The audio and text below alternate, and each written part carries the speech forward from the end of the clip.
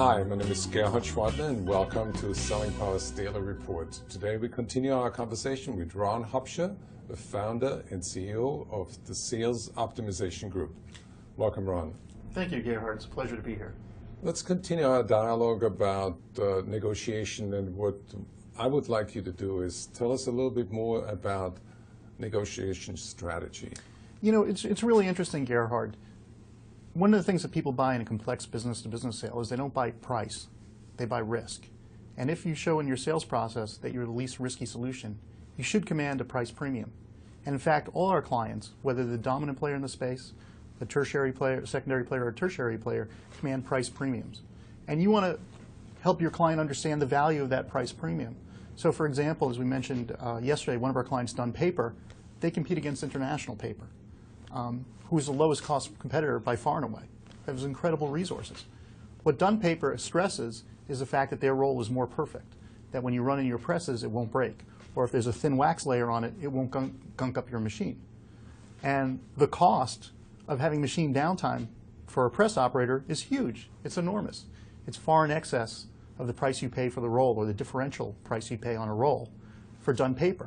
So therefore, by quantifying and lowering the risk, they're able to show why their product should command a premium in the marketplace. The increased machine utilization, uptime. Yeah. Absolutely. So who sets the negotiation strategy? It's got to be set top down. It's got to say, here's our goal. Our goal is to maintain our price premiums and keep customers happy. We want to be able to quantify the benefits we're delivering to customers.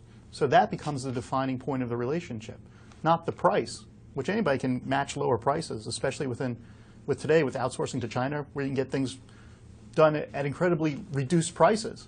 But the quality suffers sometimes, and you want to maintain your price premiums.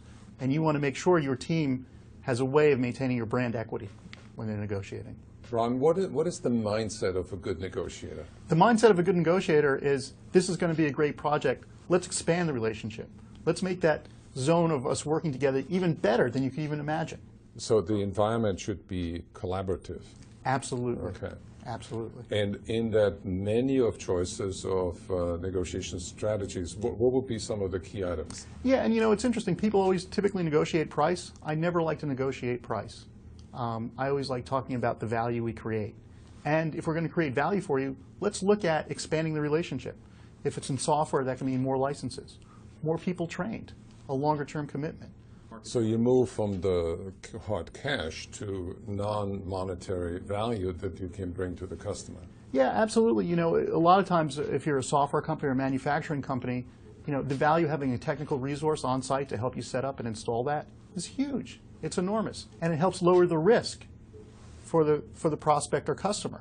That adds huge value and marginal cost.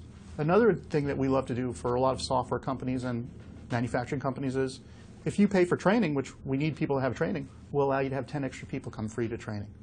That way, they know how to use the product, they're familiar with it, they're trained, you're maximizing your resources and your investment, which, by the way, is going to give you a greater market valuation, greater profitability.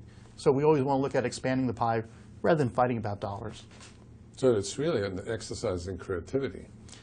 Exactly. It's about co-authoring and creativity. So we've worked together during the sales process to build a great relationship together, better than any of our competitors.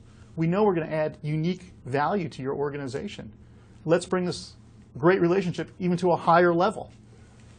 And also, there are a lot of companies that, where the buyers and their team, they're well trained in negotiating for a much better deal. Is there a dividing line between being too tough and being stupid? I would say you want to know going in ahead of time, you know, if you create unique and extraordinary value, like Gerhard, we're going to add $20 million of market valuation to your organization, okay? There should be plenty of budget available, okay? There should be plenty of reason for people to move forward. You're creating huge value, and your company has limited resources. You're going to dedicate those limited resources to this organization. You're entitled to command a premium. Join us tomorrow. Ron Hupscher is going to share the best practices of successful negotiators.